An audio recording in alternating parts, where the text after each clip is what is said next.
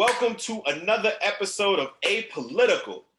I'm your host, Brian Watson, with my co-hosts, Myron and Corey. And we've got a special guest today, ladies and gentlemen. We have one of the up-and-coming writer-directors for the web series Looking for Me. And Asha is basically bringing this web series to life.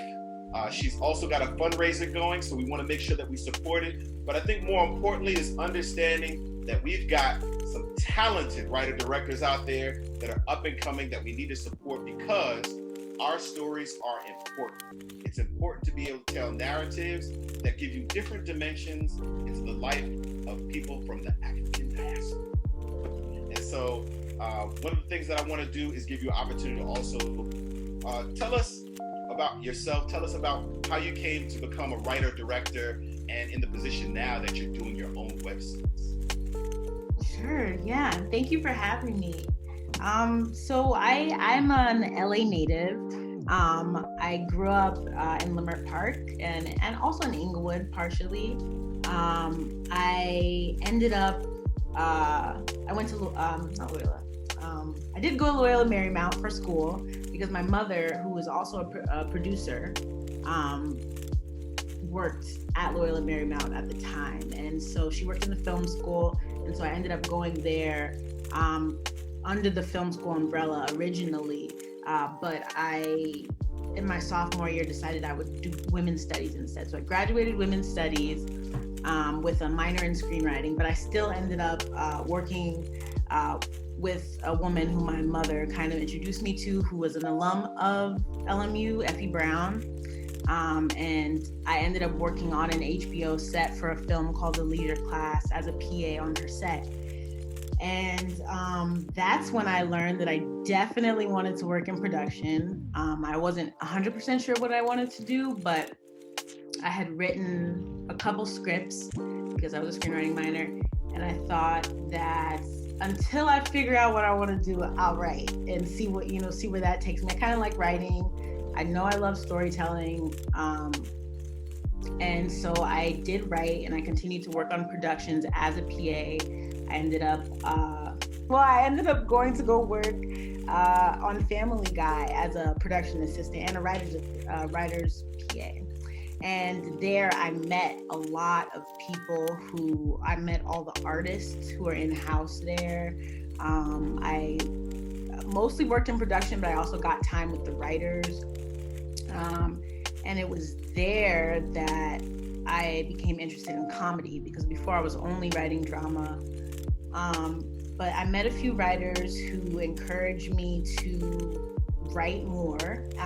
And I wrote Til Death there, which is a short film, the first short film of mine that I directed a couple of years ago. And I don't know, from then I loved comedy. And my mother, like I said, is a producer. And so I grew up in this industry. At that same time that I was at Family Guy, I got accepted into a program, Women in Film program called Insight, which was the first class of Insight, which is for women of color who are rising in film and TV. And it was there that I was encouraged by my mentors to branch out into directing because it's something that I thought I might want to try, but I didn't really have the confidence to kind of move forward. And so being surrounded by women of color who were also writing and directing really made me feel like, okay, I could totally, try it. And I decided to shoot that short that I wrote, at my job. And now I'm here, shooting something else I'm really excited about. So it sounds to me like that this has been not just a calling, right? But also something that you've kind of evolved into, and I guess come to the realization that it's you, right? It's something that you intimately connect with. And of course, you're passionate about it, and having the opportunity to be able to grow organically into it. That must be like almost like a blessing. You know what I mean? Because not everybody gets the opportunity to be able to grow into it and kind of be like, yeah, this is what I want to do. Right? Yeah. Right. So I'm thinking about what it is that as a people, right, when we kind of go through what it is that we find entertaining, what it is that we find appealing when it comes to entertainment, and how do you feel that storytelling connects to an audience formulating ideas about themselves and then formulating ideas about the world around them through your writership and your ability to direct and tell that story? Well, I mean, I have always kind of felt really, what's the word, responsible, or my parents gave me an African name with purpose, intention, meaning. My name is Asha Naila, and it literally is like one who is successful in life. So from the very beginning, my parents have taught me, have raised me in tradition, and that they got from their parents, and have made me believe that I do have a responsibility to my community. And I went to Black schools growing up until like middle school. But my teachers were my aunties. And so I just have like, I feel like I've really been raised by a village. I have that, and I carry that with me into everything that I do. Shout out to the aunties out there, laying out the example and inspiring the youth. But go ahead, I'm sorry. Yes, shout out to absolutely. Yes, definitely. But yeah, so when I write things, and when I create at all, even I'm a painter, and I've been a painter for a very long time. In any kind of medium and anything that I do, I feel like it's just going to be that, just automatically, without even really thinking about it, I have in my mind what does this say? What am I trying to say, and how do my words help or not help? And how, like, I don't know, I just feel a responsibility, and I think that creates better content, but then also knowing that I'm an individual, and that my individuality is valuable. And so to meld those, not to forget that I'm also Asha, and what I like, is what I like, and right. It's important too. So, I think a lot of times when we look at comedy tends to, I guess it depends on who the writer is and what type of comedy that they put out there. But comedy tends to kind of lay out to us moments where there is lightness to it, right? It gives us a moment to kind of like breathe and laugh about things. But in that moment, we become very open, right? Because it's like when you make somebody laugh, now they're relaxed and they're comfortable, right? And in that moment, now there's opportunities to kind of bring to life ideas about people that they may not be prepared normally to receive, because everyone kind of has that, like, who is this? Why is this important? But when you make somebody laugh, now everything is important because they're looking forward to that next opportunity to laugh. How do you think writing comedy takes people into a space where they become receptive, and what is it that you want to give to people when you have them in that moment where they're laughing? That's a great question.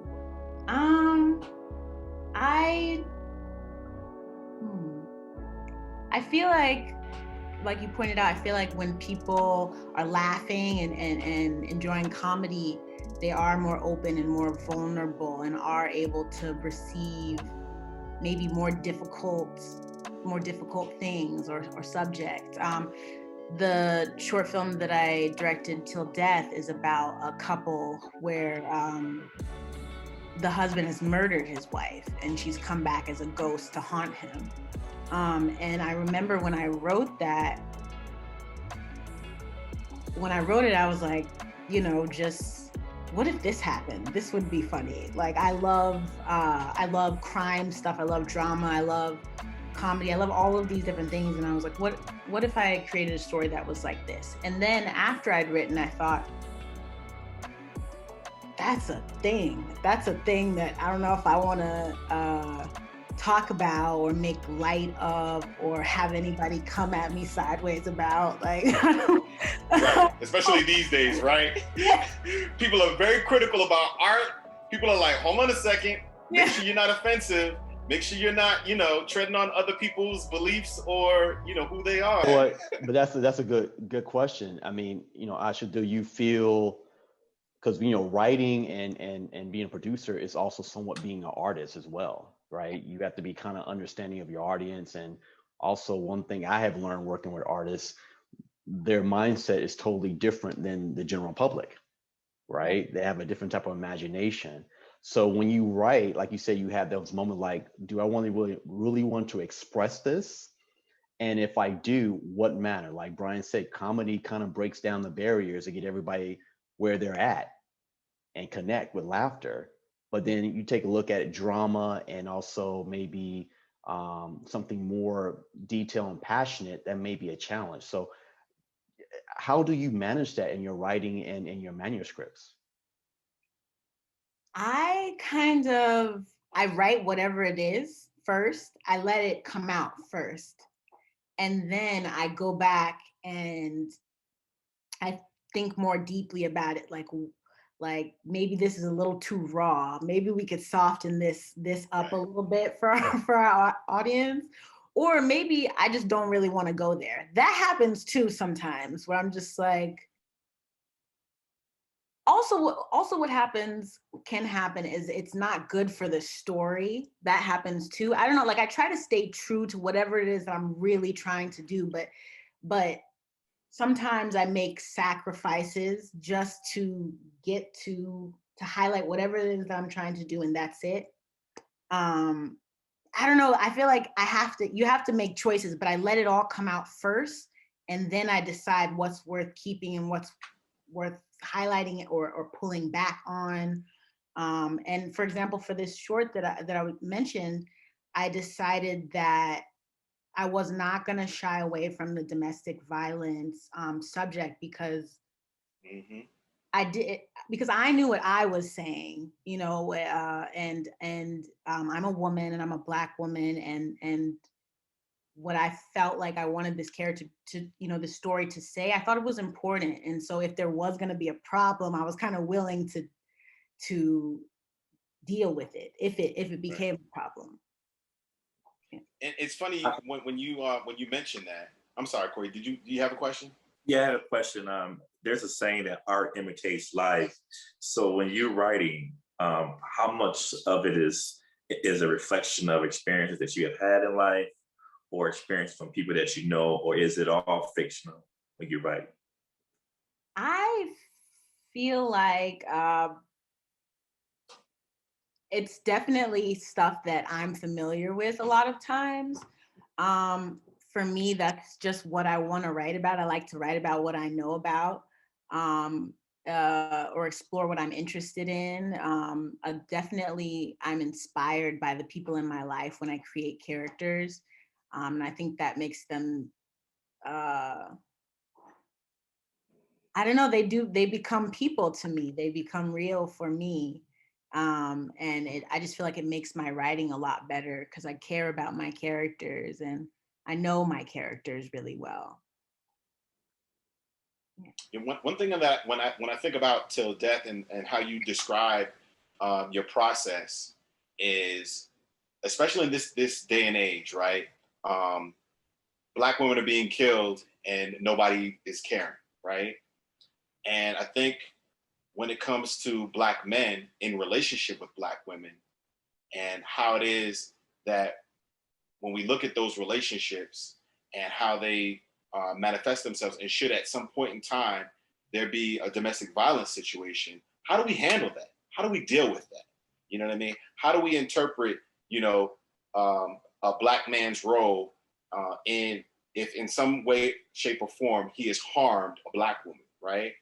And then I think the way that you, and this is just my interpretation, right? I can't, say what anybody else might have thought or what you had in mind when you wrote it. But one of the things that I interpreted from it too is one of those things where how he was trying to get away with it, and almost to me the parable of how he essentially ended up getting himself killed in the process, almost in a karmic way, you know. And although it would have been, it would be considered an accident, he would not have died if he had not done what he did to begin with. Not in that way. So to me, I thought that was kind of very symmetrical in terms of how, things go around and come around, right?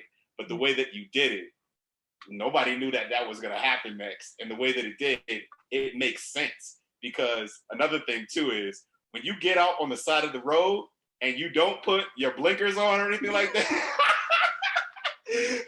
and there is no shoulder, that happens. That's a real situation. You know what I mean? So it wasn't far-fetched. It wasn't like if somebody put the lens on it, even though knowing it's a comedy, if they put the lens of, man, how would that happen? No, I can see how it happens. So bravo to you in being able to kind of make it seamless, but at the same time, to me, at least, my interpretation was that it was very karmic, Definitely, yeah. I feel like that character, I struggle with that character. I right now am trying to develop that short into a series, and I struggle with these two characters a lot because of, I don't know, it's the what's the wanting to shine a light on racism in this series, wanting to shine a light on mental health, wanting to shine a light on generational trauma, wanting to shine a light on misogyny, and not trying to demonize either of my characters, and to humanize both of them. It's been a thing. I've been working on the script for a while. Right. But definitely, I like I said before, I'm always trying to make sure that I am responsible with my art still. I want to make sure that my characters are real, and that I'm fair to my characters.